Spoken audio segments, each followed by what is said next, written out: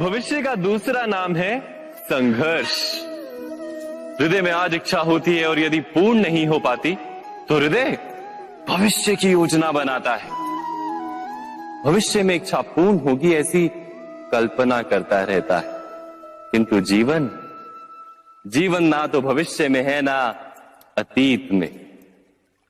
जीवन तो इस क्षण का नाम, अर्थात इस क्षण का अनुभव ही जीवन का अनुभव।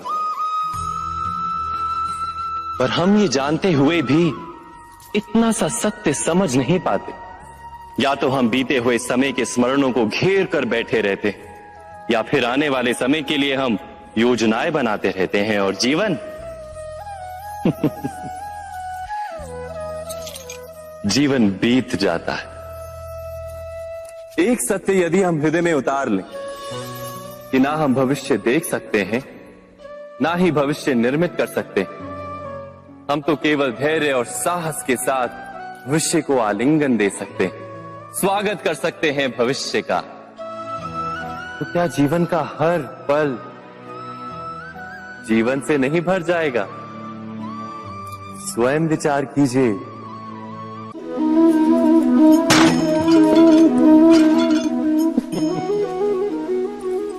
कभी कभी कोई घटना मनुष्य के जीवन की सारी योजनाओं को तोड़ देती और मनुष्य उस आघात को अपने जीवन का केंद्र मान लेता।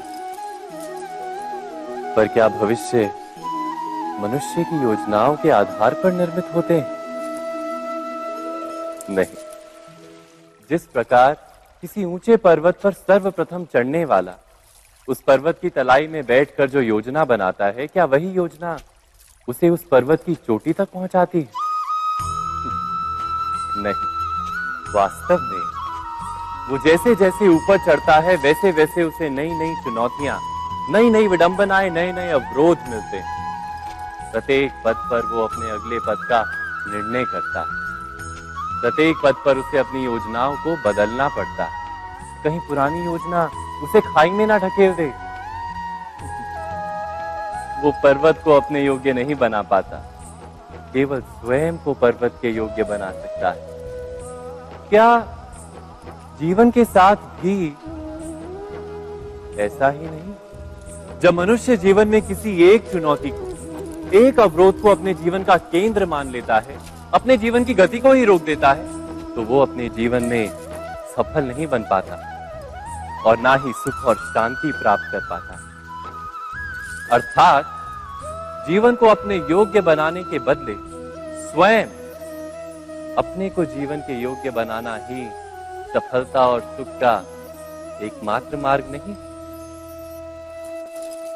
स्वयं विचार कीजिए।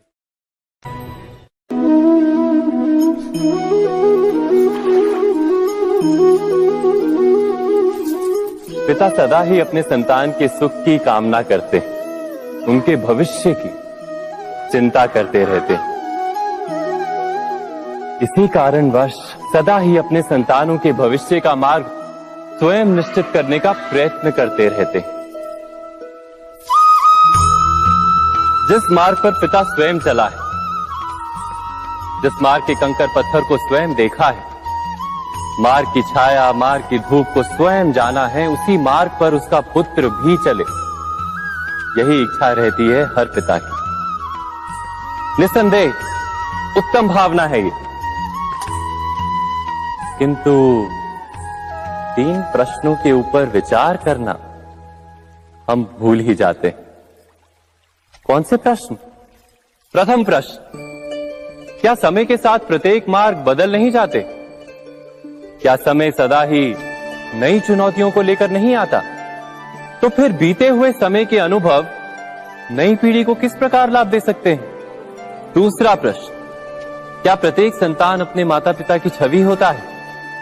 हाँ, संतानों को संस्कार तो अवश्य माता पिता देते हैं, किंतु भीतर की क्षमता तो ईश्वर देते हैं। तो जिस मार्ग पर पिता को सफलता मिली है, विश्वास है कि उसी मार्ग पर उसकी संतानों को भी सफलता और सुख प्राप्त होगा। तीसरा प्रश्न, क्या जीवन के संघर्ष और चुनौतियां लाभकारी नहीं होती? क्या प्रत्येक नया प्रश्न एक नए उत्तर का द्वार नहीं खोलता? तो फिर संतानों को नए नए प्रश्नों, संघर्षों और चुनौतियों से दूर रखना, ये उनके लिए लाभ करना कहलाएगा या हानि पहुंचाना? अर्थात जिस प्रकार संतान के भविष्य का निर्माण करने के बदले उसके चरित्र का निर्माण करना श्रेष्ठ है, वैसे संतानों के जीवन का मार्ग निश्चित करने के बदले उन्हें नए संघर्षों के साथ जूझने के लिए मनोबल व ज्ञान देना अधिक लाभदायक नहीं होगा?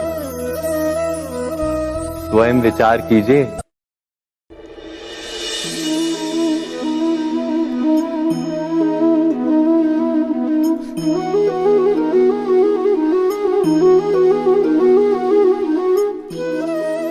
जीवन का हर क्षण निर्णय का क्षण होता है। प्रत्येक पद पर दूसरे पद के विषय में कोई निर्णय करना ही पड़ता है और निर्णय अपना प्रभाव छोड़ जाता है। आज किए गए निर्णय भविष्य में सुख अथवा दुख निर्मित करते हैं, ना केवल अपने लिए, अपने परिवार के लिए भी, आने वाली पीढ़ियों के लिए भी। जब कोई दुविधा सामने आती है तो मन व्याकुल हो जाता है, अनिश्चय से भर जाता है। निर्णय का वो क्षण युद्ध बन जाता है और मन बन जाता है युद्ध भूमि। अधिकतर निर्णय हम दुविधा का उपाय करने के लिए नहीं, केवल मन को शांत करने के लिए लेते हैं। पर क्या कोई दौड़ते हुए भोजन कर सकता है? नहीं। तो क्या युद्ध से जूझता हुआ मन कोई योग्य निर्णय ले पाएगा? वास्तव में शांत मन से जब कोई निर्णय करता है तो अपने लिए सुखद भविष्य बनाता है, किंतु अपने मन को शांत करने के लिए जब कोई निर्णय करता है तो वो व्यक्ति भविष्य में अपने लिए कांटों भरा वृक्ष लगाता है। स्वयं विचार कीजिएगा।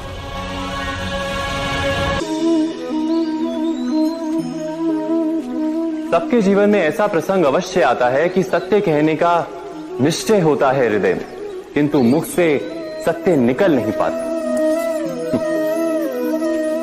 कोई भय मन को घेर लेता है। किसी घटना अथवा प्रसंग के बारे में बात करना या फिर स्वयं से कोई भूल हो जाए उसके बारे में कुछ बोलना, क्या ये सत्य है? नहीं, ये तो केवल तथ्य है।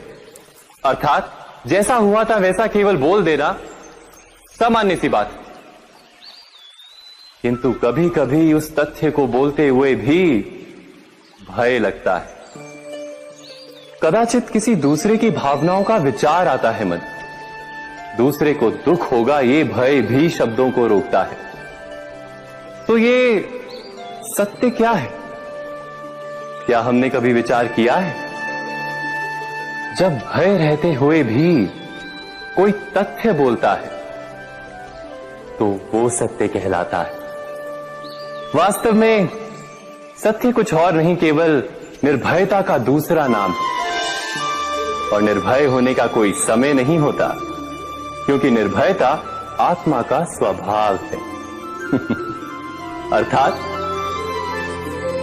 क्या प्रत्येक क्षण सत्य बोलने का क्षण नहीं होता?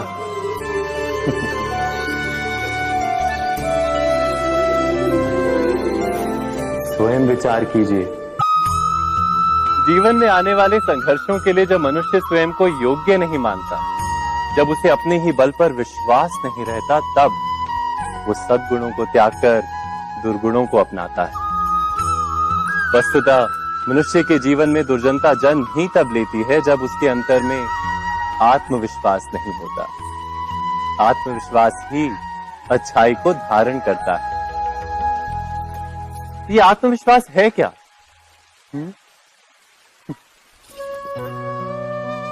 जब मनुष्य ये मानता है कि जीवन का संघर्ष उसे दुर्बल बनाता है, तो उसे अपने ऊपर विश्वास नहीं रहता। वो संघर्ष के पार जाने के बदले संघर्ष से छूटने के उपाय ढूंढने लगता है। किंतु जब वो ये समझता है कि ये संघर्ष उसे अधिक शक्तिशाली बनाते हैं, ठीक जैसे व्यायाम करने से देह की शक्ति बढ़ती, तो प्रत्येक संघर्ष के साथ उसका उत्साह बढ़ता है। अर्थात आत्मविश्वास और कुछ भी नहीं, मन की स्थिति जीवन को देखने का दृष्टिकोण मात्र है। और जीवन का दृष्टिकोण तो मनुष्य के अपने वश में होता है। स्वयं विचार कीजिए।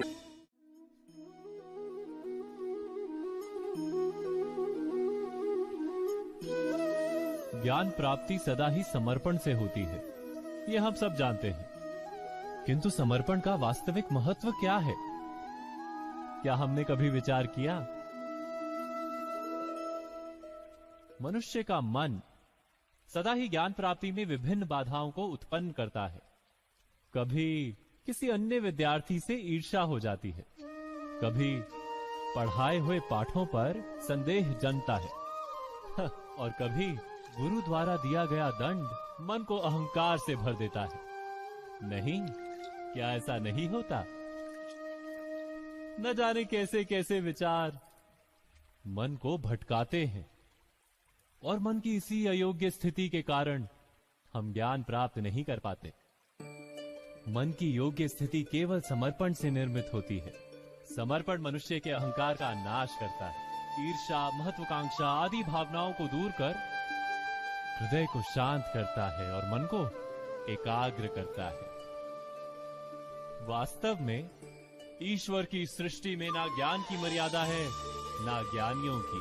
गुरु दत्तात्रेय ने तो गाय और श्वान से भी ज्ञान प्राप्त कर लिया था। अर्थात विषय ब्रह्म ज्ञान का हो या जीवन के ज्ञान का या गुरुकुल में प्राप्त होने वाले ज्ञान का, उसकी प्राप्ति के लिए गुरु से अधिक महत्व है उस गुरु के प्रति हमारा समर्पण।